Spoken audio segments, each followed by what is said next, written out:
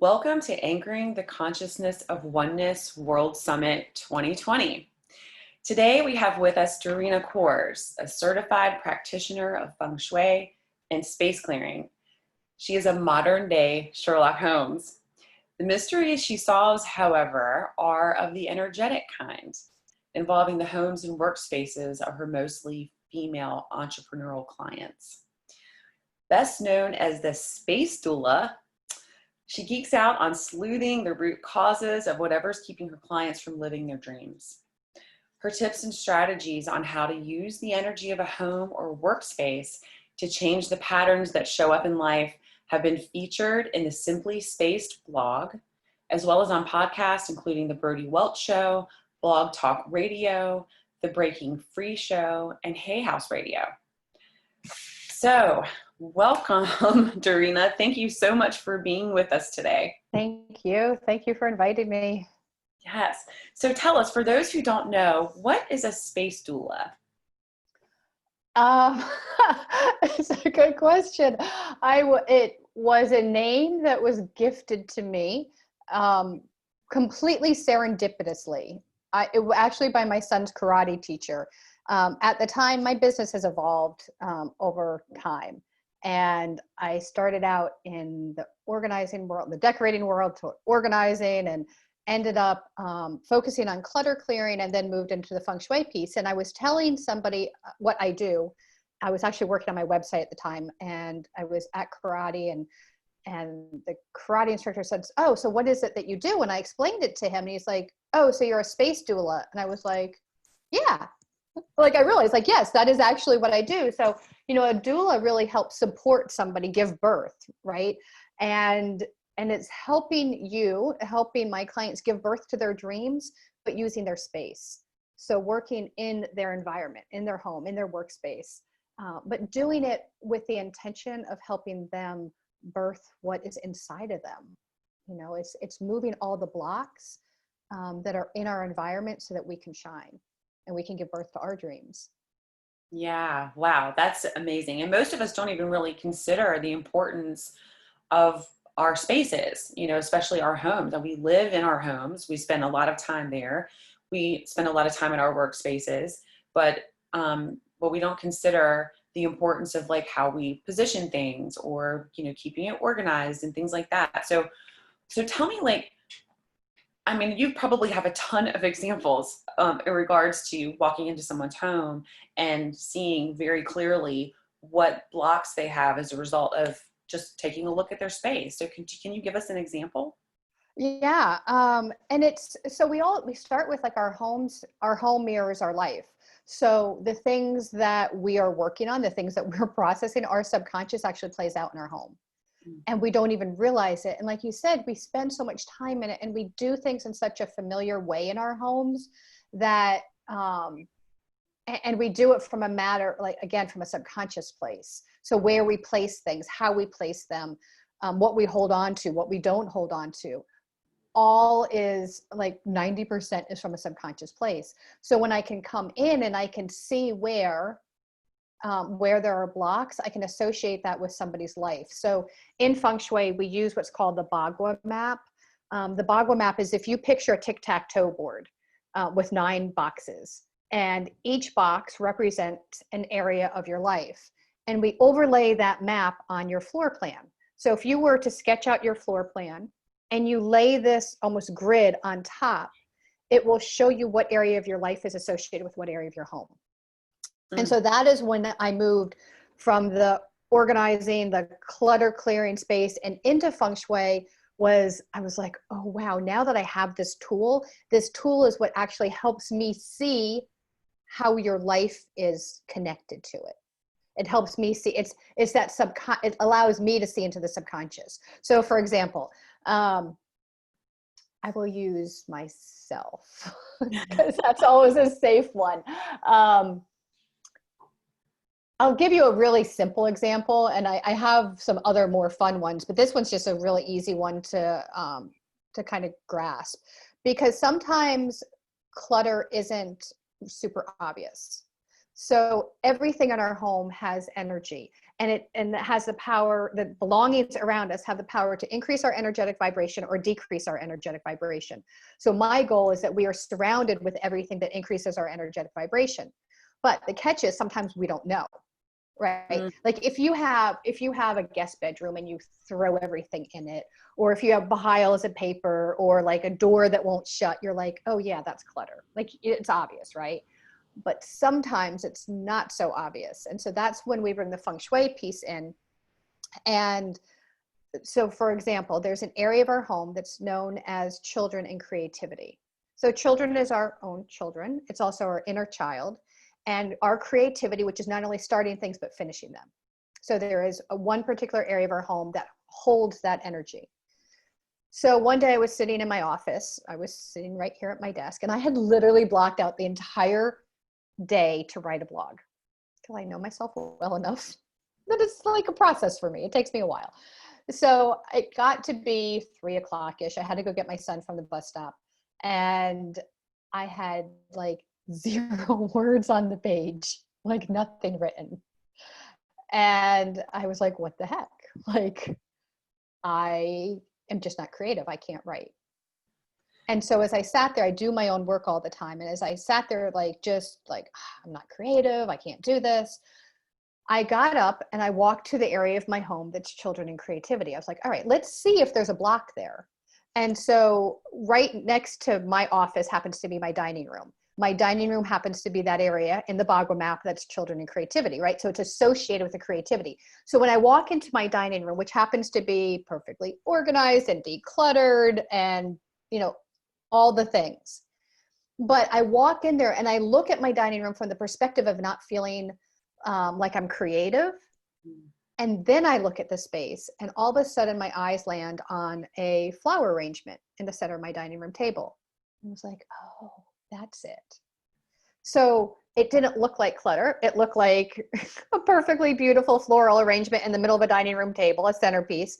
But that centerpiece was made for me by my partner at the time when I owned a decorating company. And when I moved into this house about 12 years ago, I said to her, I said, Leona, I said, will you make my centerpiece? And she's like, no, you make it. And I'm like, I can't make it. I'm not creative. And so in our business, she was the creative one. She was the artist. She had like, could put colors together. She was amazing. And I was the one who did the heavy lifting. Like I would move the furniture. I would climb up on the ladders and hang things and whatnot. And so I always had this belief that I wasn't creative and literally anchored that thought into this floral arrangement that I'm not creative and then stuck it in that area of my house that happens to be children and creativity.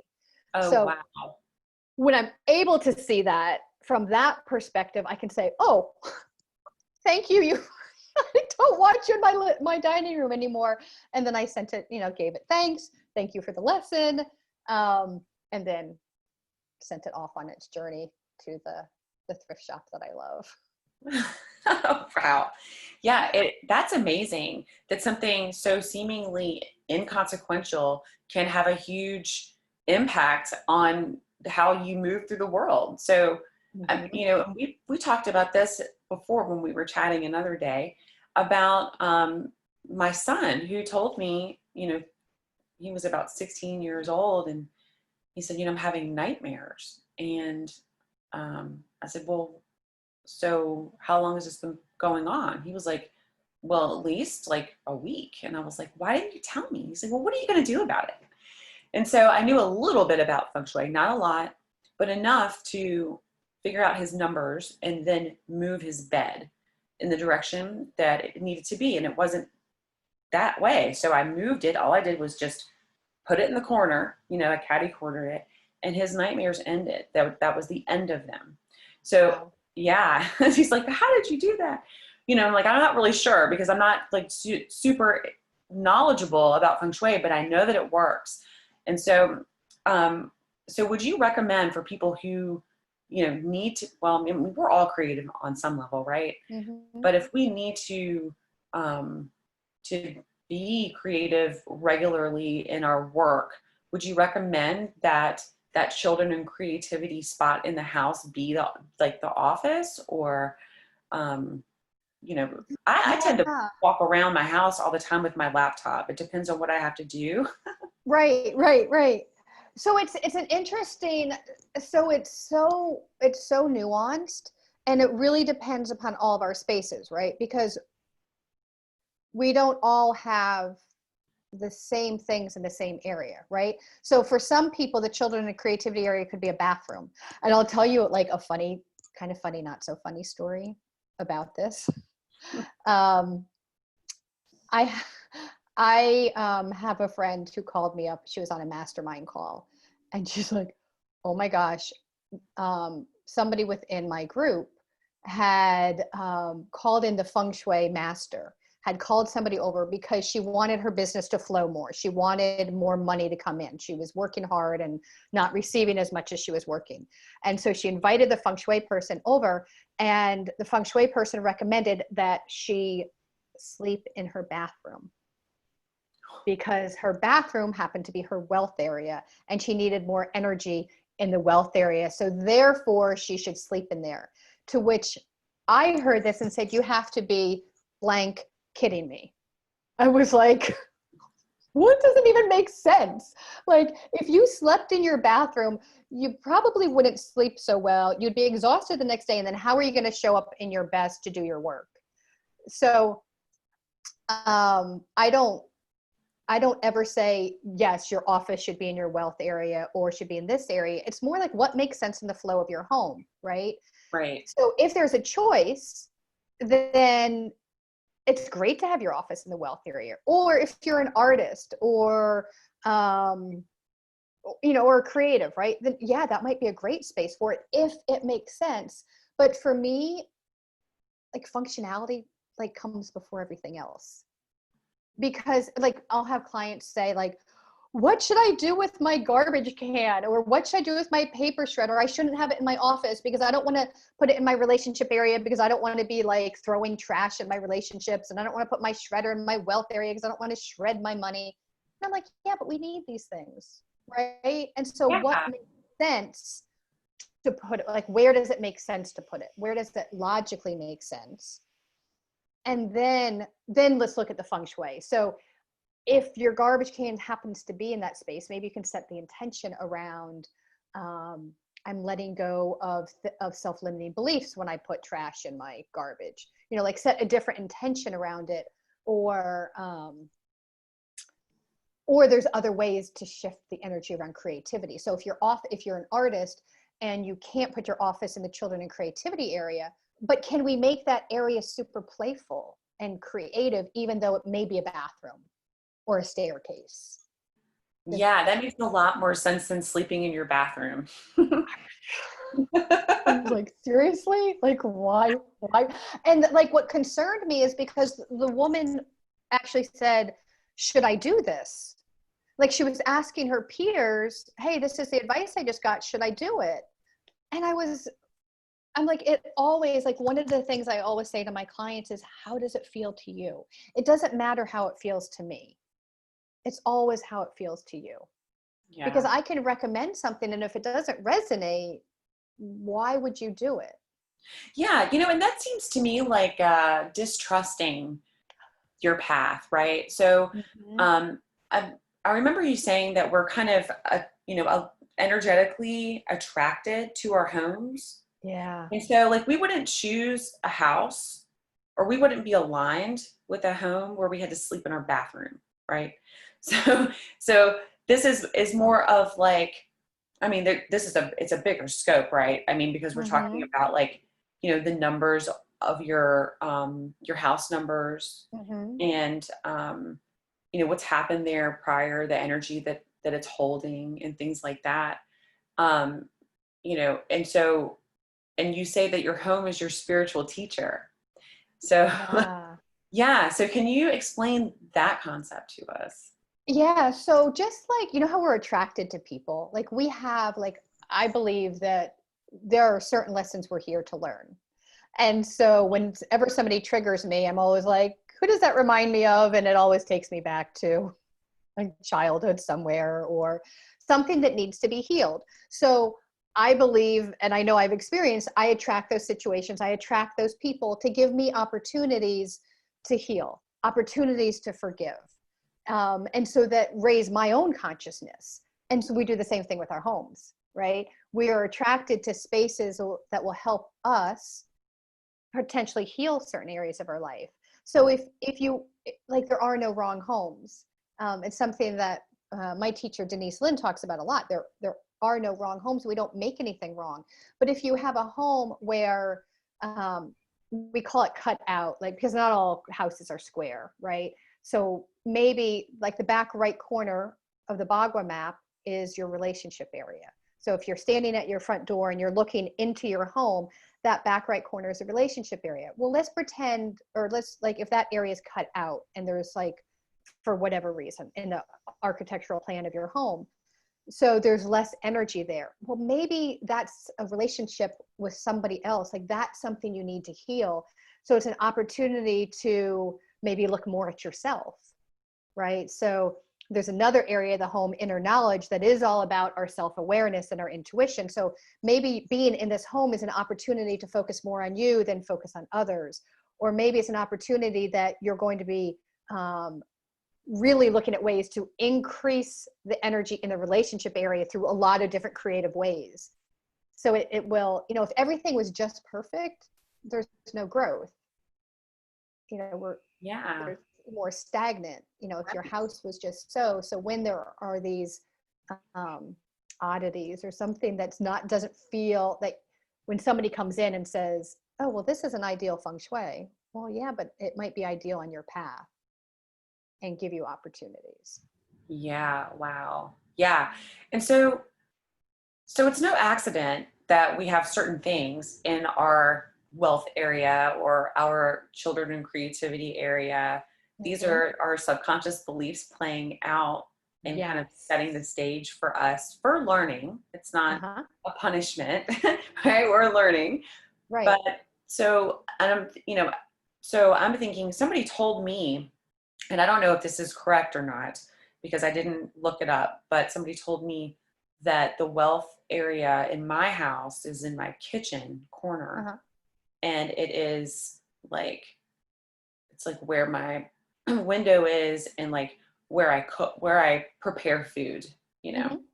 And so they're like, well, take your this really beautiful plant and put it in the corner here, you know? And I'm just like, okay, I do all the things, you know, but like, you know, so I don't know, like, I'm thinking, well, how am I supposed to make use of this space if this is the wealth area and it's in my kitchen? Like, you know, how do you reconcile that, you know? Like, I'm not gonna make money cooking food.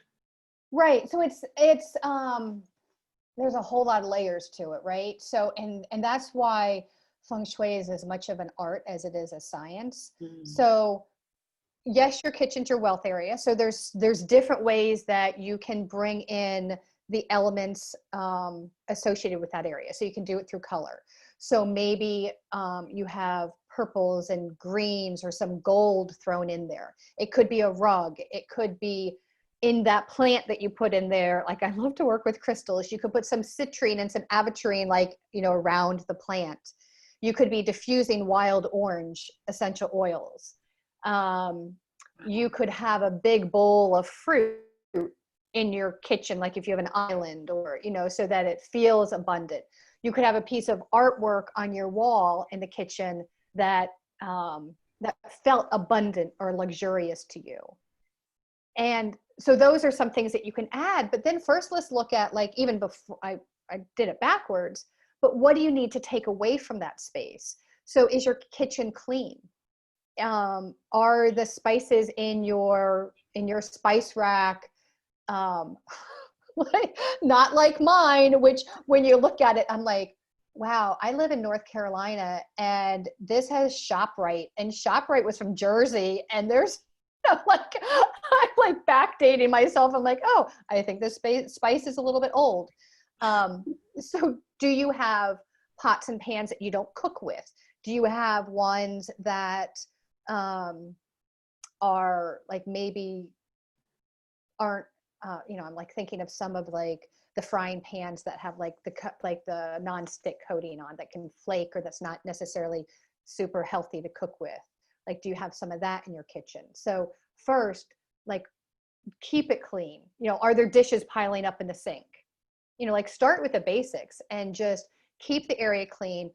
Are the faucets, you know, like, do you have a leaking faucet? Or like in our case in the kitchen, our dishwasher just broke, right? So fix the things that are broken, keep it clean, to make sure that it's not a dumping ground for the mail when you come in. You know, there's all those little things, and then you can add colors and plants and some other things on the walls or a rug, and you can do it that way. So that's one. But then also know you can lay that Bagua map over your entire property, over each room. So you could go to your office, and that back left corner of your office is the wealth area. The back left corner of your yard is the wealth area. The back left corner of your bedroom is the wealth area.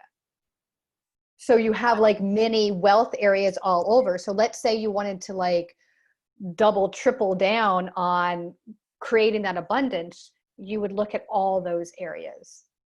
And then the super cool thing is, if you have a problem with it, start looking at all those areas. So like if you're not receiving the abundance that you want, you can start seeing patterns when you look at the wealth area of your home, the wealth area of your property, the wealth area, because you start seeing the same things in all those areas.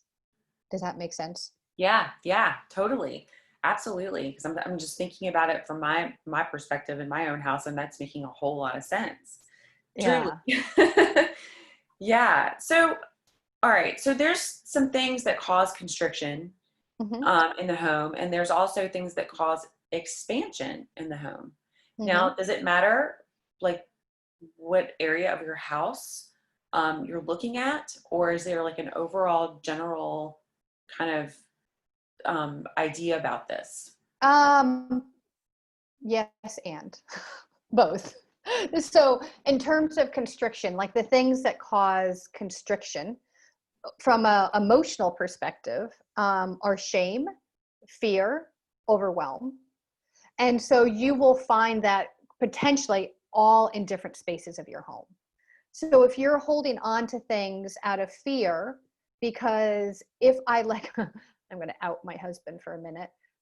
We had all this wood, like leftover pieces from projects, and it was getting bigger and bigger and bigger. And I was like, can we please let that go? Like, no, I might need it someday, sometime in the distant future. I can't let go of it because we can't ever get it back. And I'm like, we could actually drive to Home Depot and, you know, like, I'm not asking you to give away your great grandmother's sacred, you know, crystal jar, you know, that you can't ever get back. But when we hold on to things from a place of lack, because I won't ever be able to get it again, then that can cause constriction. Or we're holding on to so much that it just becomes overwhelming, like the piles of stuff that we like. There's some of us who just keep starting projects and never finishing them. It's like start, and that can become overwhelming, and that causes constriction. Or shame. Mm. You know, for me, this actually was a letter, and I forgot it was up in my memory box. And it was a letter that there's a period of time with my dad that was not good. And he had written me a letter and had said things in there that were really hurtful and shaming. And so that energy, again, is going to be constrictive. So the constriction really comes from clutter, either identified or unidentified, like we talked about. Or it can come in like you have too much furniture, like too tight together, right? So the energy can't flow. So we want the energy to flow. Like if you want to picture like a river, like a nice meandering, not too fast, not too slow river going through your home. Like if you picture water going through, and are there places where it can't get through because like there's too big of furniture and too small of a space, like that will be too. Yeah. And then the expansion piece is when you remove that stuff, right? Then the energy starts feeling more expansive. Or you make sure everything has a home. so that things have a place to go back to, and you don't have work in your bedroom, you don't have bills on your kitchen table, that you have like designated spots. It's like organizing 101, but that creates more expansion when a space knows what its purpose is. Yeah, that makes so much sense. And thinking about right now with everyone, many people kind of being in their stuck in, not I want to say stuck in their homes, but sometimes it feels that way Yeah. because of the pandemic and then all of the grief or the lower vibrational emotions, that we have collectively been experiencing as a result of all this, like pretty much all year. Mm-hmm. Um, so I'm thinking that probably many people are interested in getting their house straight since they're spending most of their time there. But also, you know, like I've noticed in my personal space that um, I find it hard to stay organized now. And that's not a problem for me. That's not a thing that I have an issue with. But I have things going on and I'm looking around and I'm like, oh my God, like this is getting out of Mm-hmm. control. And so I'm wondering, because of I pick up on the collective, Right. vibrational energies of what's going on around me, and I do the work to clear and all the things, but sometimes it just starts to pile up. And then, so is that what I'm seeing? I mean, because we are looking, well, like our external reality is in reflection of what's going on in here, but I never really thought about it in terms of my house. Yeah. And it's like we started out, right? We started out our interview before we started recording of like, wow, it feels kind of heavy today.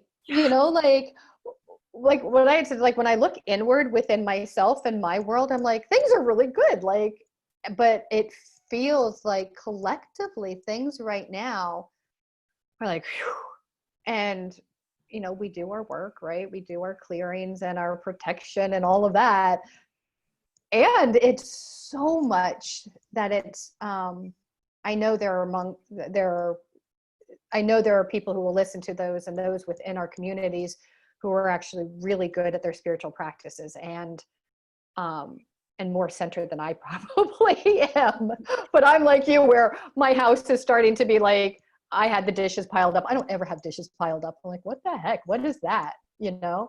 Um, but that is that anxiety and that uncertainty Mm-hmm. is causing, and there's chaos. There's just chaos. There's no other word for, especially here in the US right now, it is just a little bit, excuse my mouth, a bit of shit show. Okay, I think I know what it is. Okay, so we're recording this today. Today is Mm-hmm. September 30th. Mm-hmm. Did the debate happen last night? It did happen last night. Yeah. Okay. Yeah. All right. Well, that makes a lot of sense. That's why Mm-hmm. today feels so heavy. It was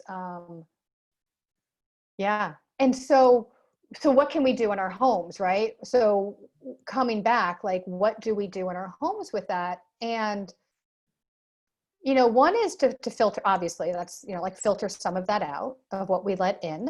What conversations do we let into our homes? What, to protect that energy in them, but then also to make sure we're grounded. And how can we use our homes to feel grounded? Because it doesn't feel like that out there. And like, yeah, it doesn't feel that way. So a couple things is, there are three areas. Well, let me just stick to one. The center of our home. So the very center, like draw your home and plop yourself right in the middle of it. That is called mind, body, spirit. That is the heart of your home. And that energy radiates out to every other area of your life, of your home. So the center is, again, mind, body, spirit. And then you have an area associated with wealth, an area associated with your fame, your reputation, an area associated with your relationships. We talked about the children and creativity. One, helpful people who support you, your career, your inner knowledge, your ancestral family. So there's all those things are like a wheel around the center of your home. So in Feng Shui, each of those 9 areas that I've talked about are associated with an element. So metal, water, fire, wood, or earth. think I got that right. So the center of our home, the element is earth energy. Earth energy is grounded. So one, to feel more grounded, make sure that area is clear. For a lot of us, it's actually not a space. You know, it's not like it's a, for some it is, but a bedroom.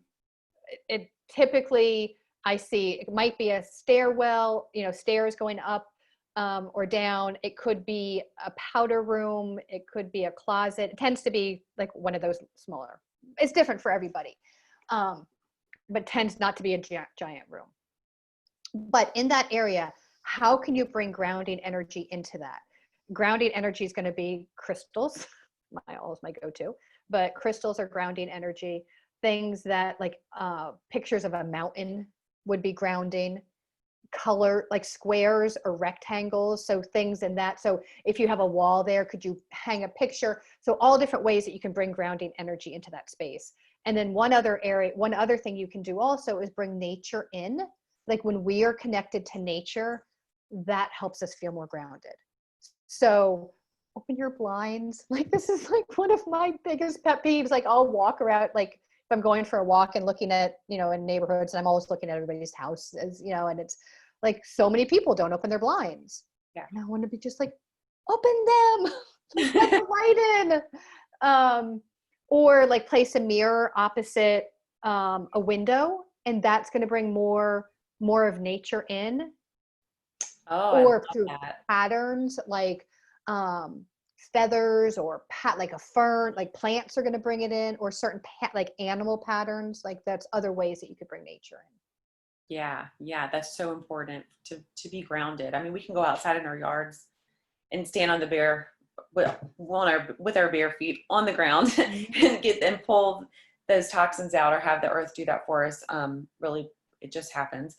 Yeah. But yes, if you are like me in front of my computer most of the time doing, you know, Zoom calls and things like that, Mm-hmm. you know, I can't go outside all the time. I can't do those outside. So yeah, so it's really important to do that. I have one little plant over here. I probably need to bring in a lot more of the nature into this space, I think. But I've got crystals and stuff too. So Yeah, I was gonna say I actually put it down because sometimes I talk with my hands, and I've been known to be like this, and all of a sudden crystal like shooting across the room. Oh, that's funny. Not so grounding, but Yeah, so you know, you mentioned that you can use your home to fall back in love with your life.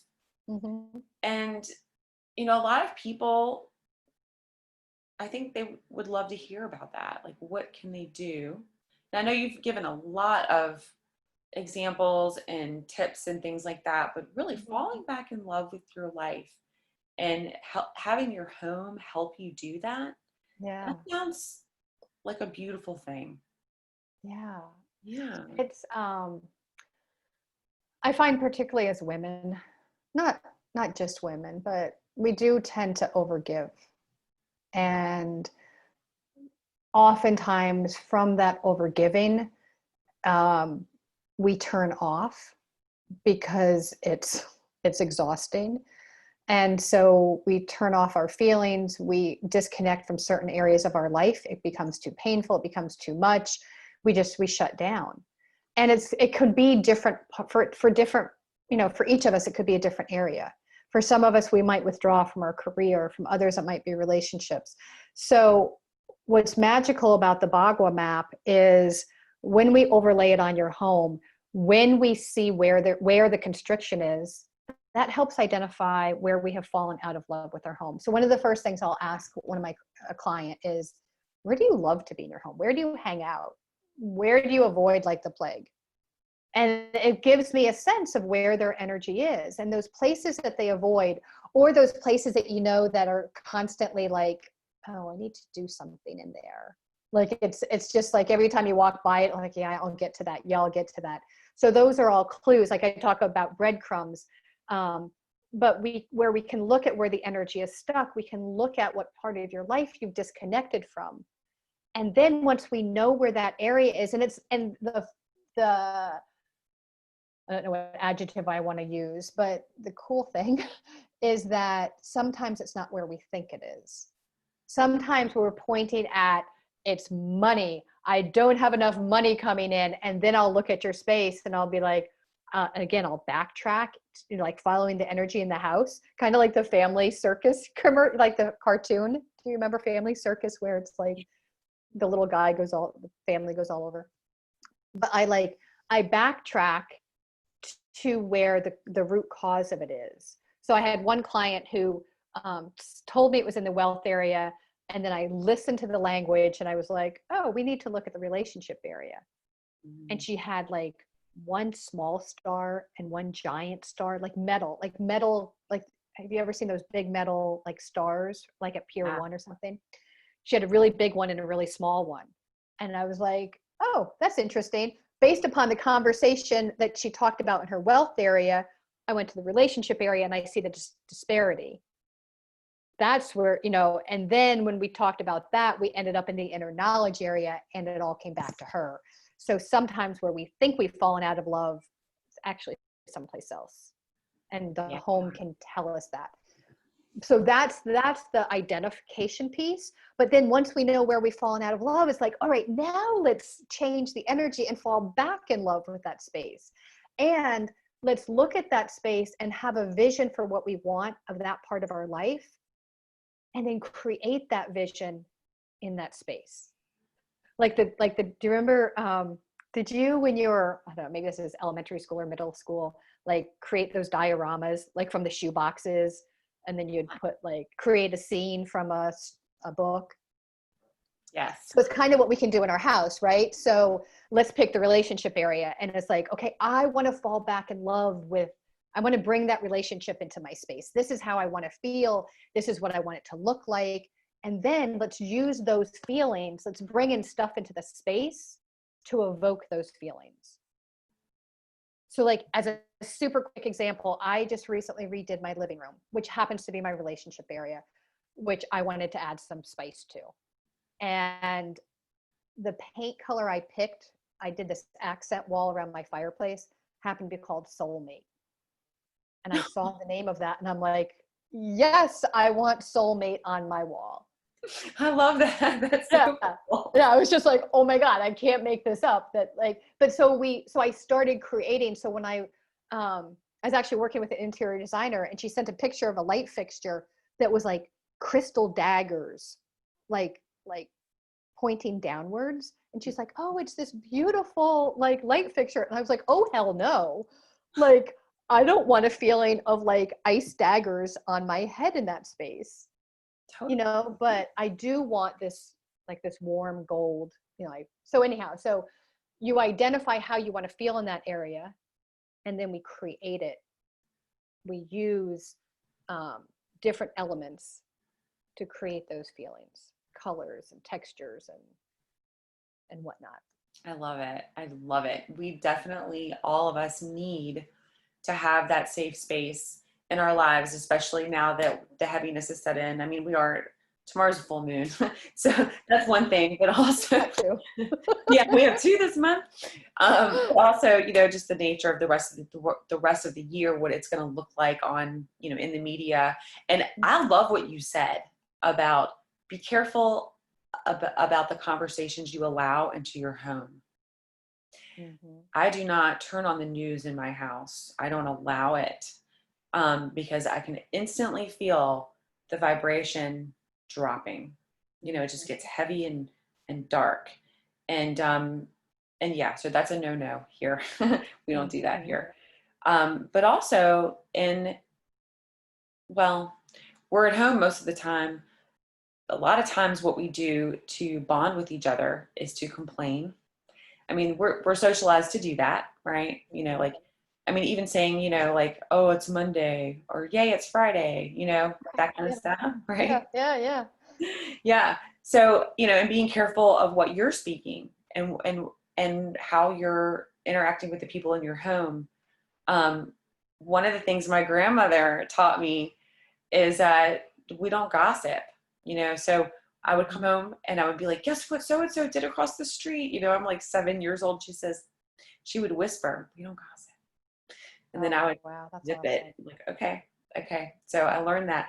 And so, because it does, like, I started to notice that when other people would come over and do that, it would lower the energetic vibration of the home. Yeah. Mm-hmm. Yeah. And you can, and so sometimes like just to feel the energy of a space, it's just like when you meet somebody, right? So like when you meet somebody, like when you and I first met, I'm like, oh my gosh, I just want to hang out with you all the time, right?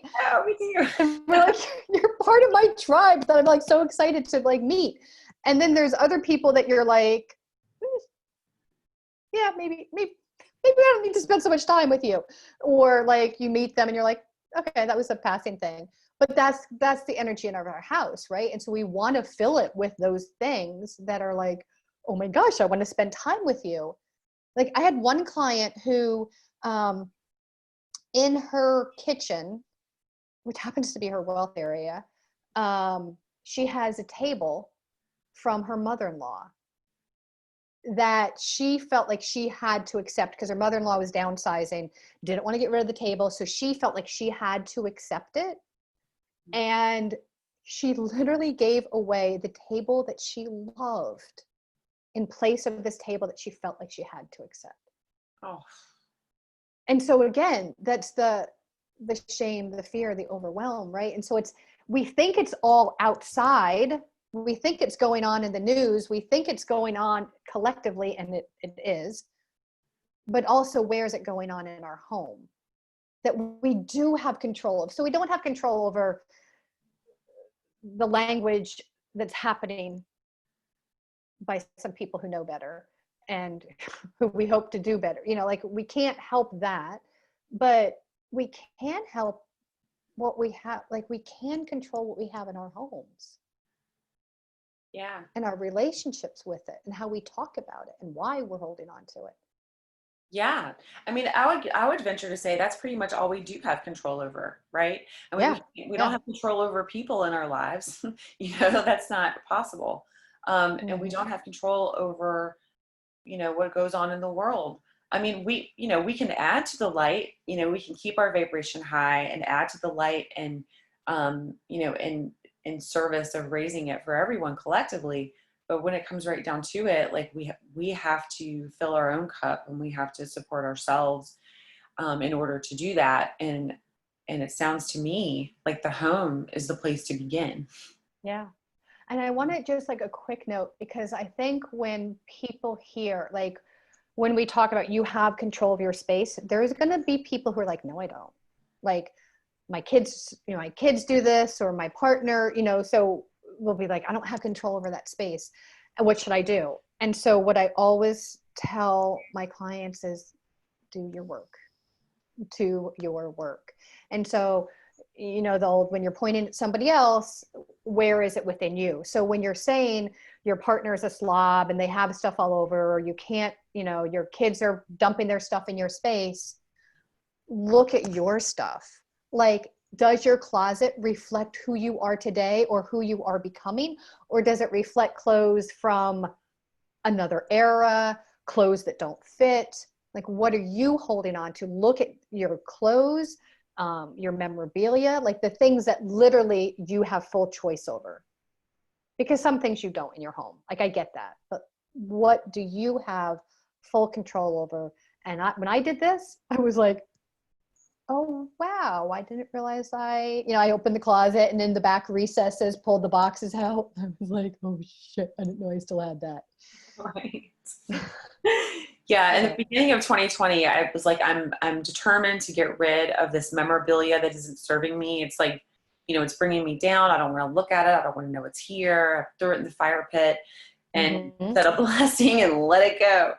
But now I'm, as you're speaking, I'm thinking about the things that are still around my house that I probably didn't want to see because I wasn't ready to let go of. And so, yeah, that is so important. Yeah, I think I just need to take a week off and like redo my whole house. Well, so yes and no. Well, like one thing is we're not ready till we're ready, and that's okay, right? Like this isn't about like clearing your entire house. And so it doesn't need to be like, okay, I've got to like shut everything down and just focus on my house. It can be those little changes, because sometimes people will be like, where do I start? And I'm like, lowest hanging fruit. Like, what is right in front of you? And can you just, like, in honor of a full moon, whether it's tomorrow's full moon or the next full moon, you've got one, at least one every month, right? Which is that opportunity to let go. And what can I let go in my space today that's not honoring me, so I can make space for something else to come in? And so it can be those little things. And it doesn't ever end. And I think that's, just like change, right? Like, I'm one of those people who, like, wants to make everything just right, and then be like, okay, I'm going to stop living. I'm not going to live now. I'm done. I'm done. I'm not going to live. But we keep going on this spiritual spiral, right? We're going, and hopefully higher and higher consciousness. Oh, yes. I talk about this all the time. I love Yeah. that. Can you explain what the spiritual spiral is? Yeah. So as we are going around and around, we're looking at these events, these things in our life from different perspectives as we go around it. And it gets shorter and shorter, right? So like when we talked a little bit earlier, I was talking about my first husband, and it took me, what number do I want to put on this? 20 years. 20 years to go around that spiral, right? To understand that lesson. And now I see people pop into my life who remind me of that lesson, but it might only take me a week to go to spiral around that lesson. Yeah. But every time I go around, I'm at a higher consciousness, and I go through the learning faster. Yes. But as we do that, our home has to rise up with us. So if you put your home into place 5 years, 10 years, a year ago, whatever that, and you placed things, you placed them, you held on to them in a way that felt good at that period of time. But then you learned things, you evolved higher, you have new understandings. And so that thing that you were holding on to before, it's like, oh, I don't need that now. Or I actually need a little bit more space in my career now. I need more space in that room associated with my career because I'm expanding out. Or I'm ready to shine more light in my fame and reputation area because I've healed my fear of standing up and being seen in the world. So now that area of my home associated with fame and reputation that was a little dark or a little cluttered, now I'm ready to shine more light on it. Yeah. Oh, I really love that. Yeah. That was something, and and it's hard to tell. Well, I mean, if you over time, eventually the truth surfaces, but like I was just always like, oh, it's everything that I've gone through in the past 5 years, I don't want to show up and blah blah blah. But really, it's so far beyond that. It's like, so I need to find out where that place is in my house. And I'm just wondering, like, what could it be? Could it be that cluttered cabinet? Like, I don't know. But yeah, so it's like when we're ready, then that's the space in our house, we will begin to pay attention to it and do something about it. Mm-hmm. Is that what you're saying? Mm-hmm. Okay. Yeah. So I'll give you my insider secret that I don't, because it's, well, what I often look at in somebody's home is I always sit in conversation with somebody before I ever start working with them because I want to understand those patterns. I want to understand some of those self-limiting beliefs. Those typically, the self-limiting beliefs often were created from our ancestral family, from our roots. They got passed down, right? So there's an area of our home associated with this ancestral family. For me, it happens to be my laundry room.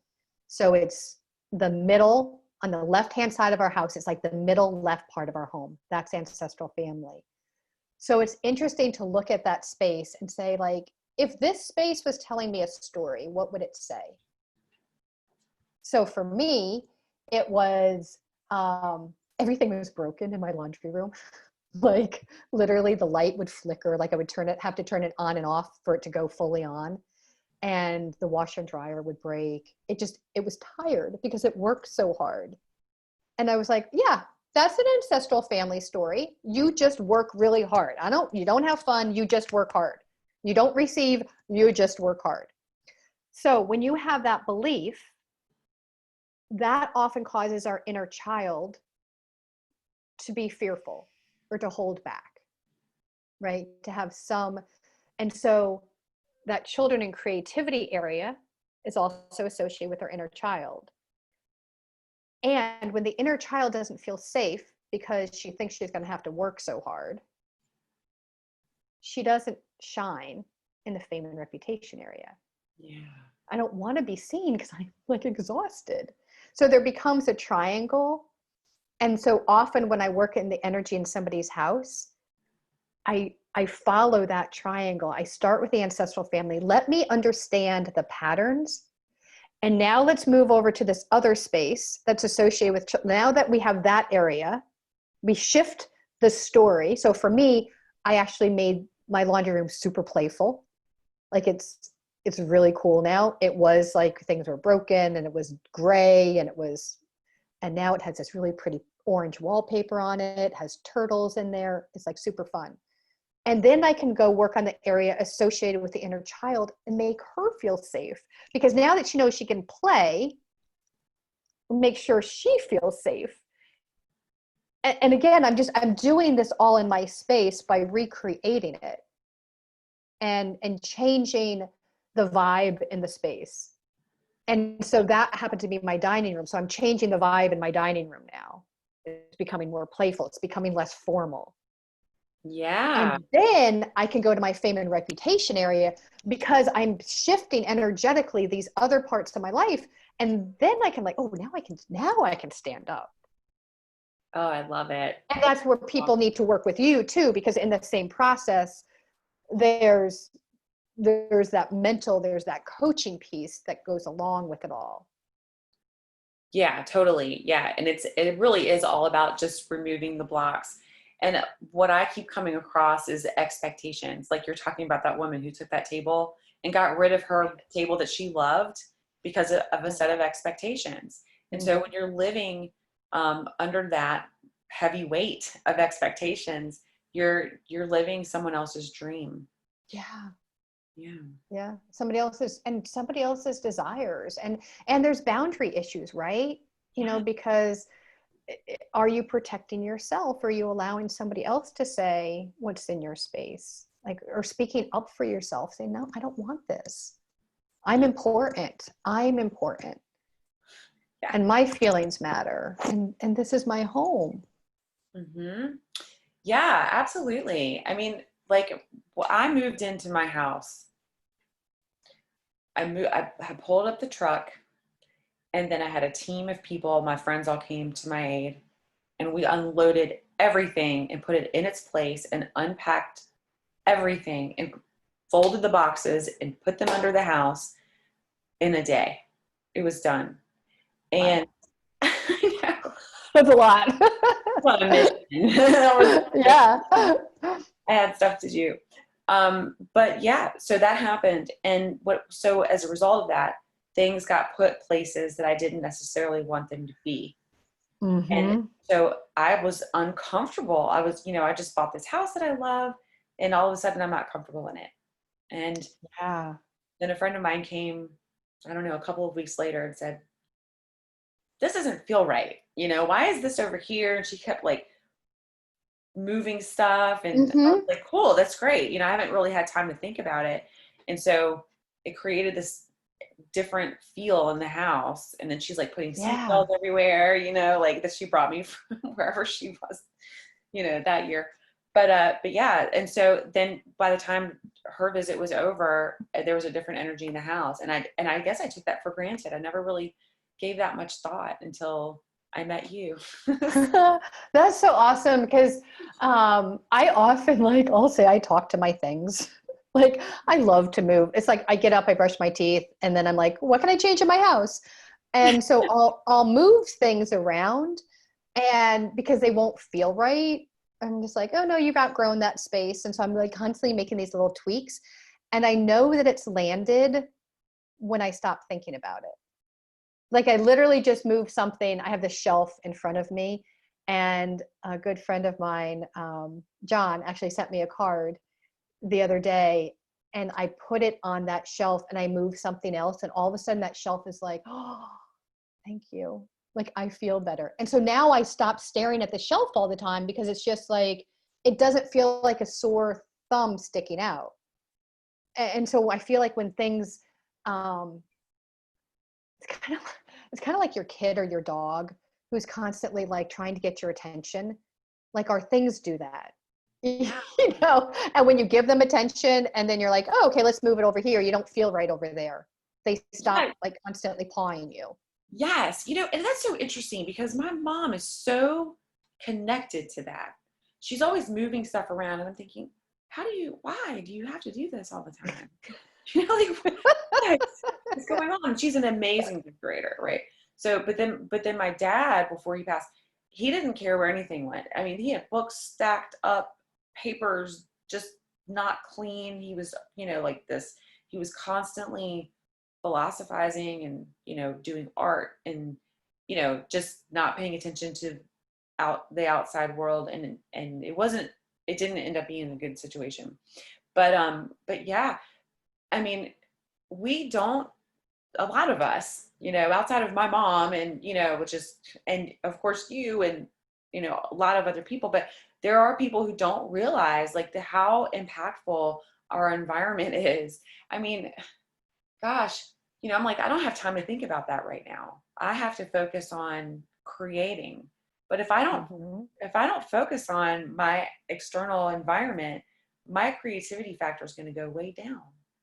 And Right. Back to my floral arrangement, right? yeah. Like, if I ignore it, and then like the part of that story is I sat down after that and in like a half hour had the blog written. I was like, oh, guess I should have gotten rid of that a long time ago. But we think like, oh, I don't have time to do this. It's going to take too much time. It doesn't matter. Doesn't matter. Yeah. Doesn't matter. This is not the most important thing going on right now, when actually it could change everything for you. Yeah, I have, and it will change. Like, you make a change in the energetic field, it's gonna change.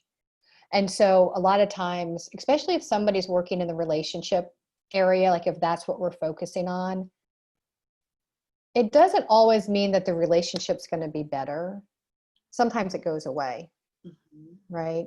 But it is a catalyst when we start changing the energy. It's what I believe is meant to happen. But it is a catalyst, because if somebody's in that stuck space of like, okay, I just want to make my relationship better, I'm like, okay, let's create the space in the way you want to feel in your relationship.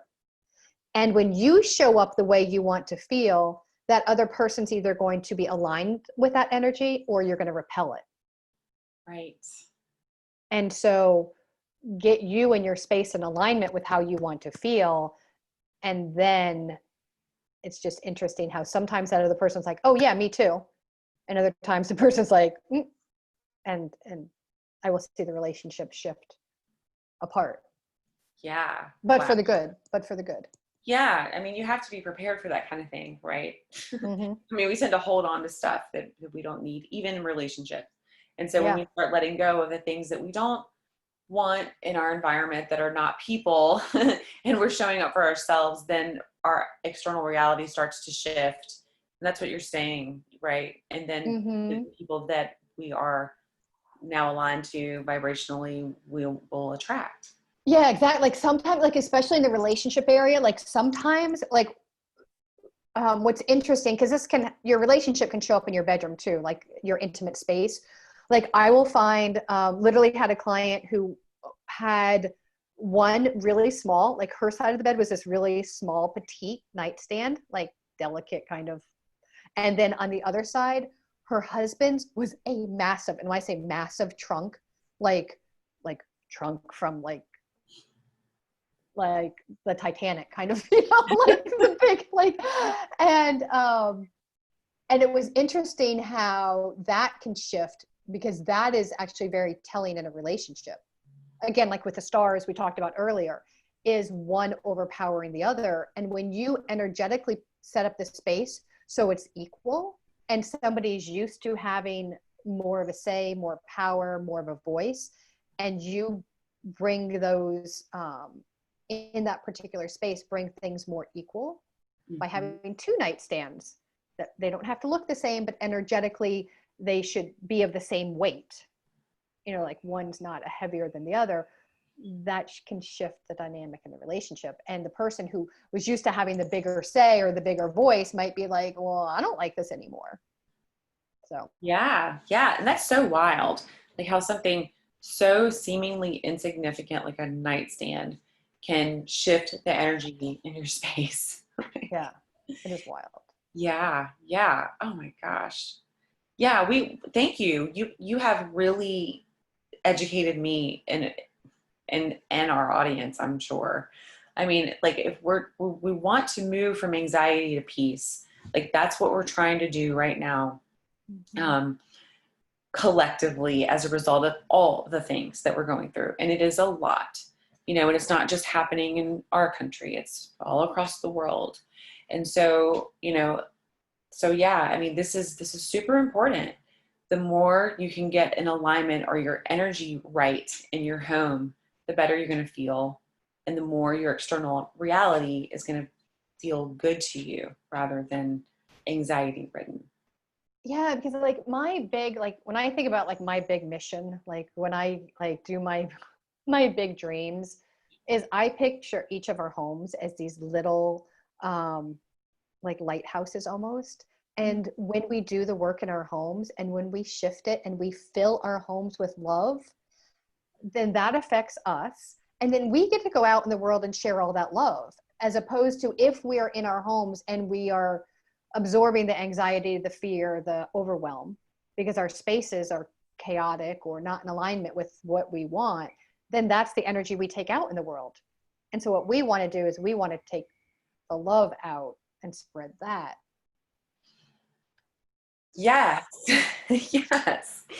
Because we are all connected and we can impact each other, but we have to start with ourselves. Yeah. Yeah. Yeah.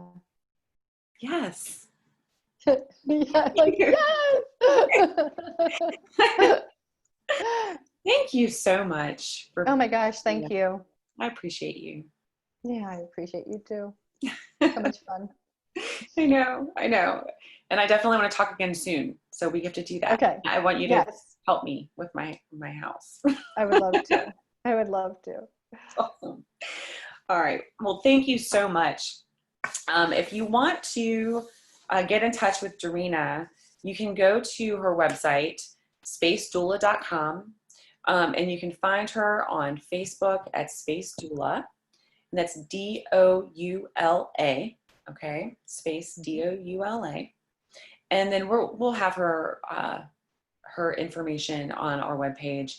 And then also, don't forget that if you have any questions for her, you can reach her through the Facebook group, our Oneness Summit private Facebook group, and she'll be available. I don't want to say all the time, but available sometimes to be able to answer some questions for you and stuff. So yes, thank you. I appreciate you so much, and I'm so looking forward to talking to you again. And I'm so grateful that we met. Me too. Me too. Yes. Okay. Well, you take care, and I'm just sending you so much love and light. Thank you. Thank you. Okay. Thank you.